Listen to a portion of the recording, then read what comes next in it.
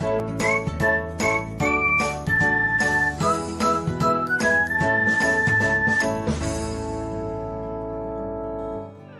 everyone, welcome back to another episode of Technologyglance.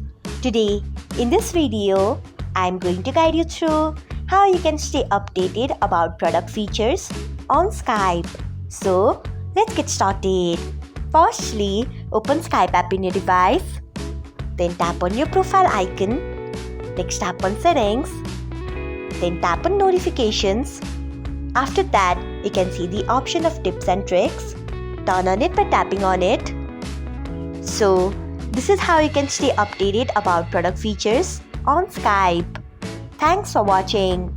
If you found this guide helpful, we would love it if you hit the thumbs up button below. We upload great new tech tutorials like this one every day. So, do not forget to subscribe to our channel and hit the bell icon so that you'll never miss another update.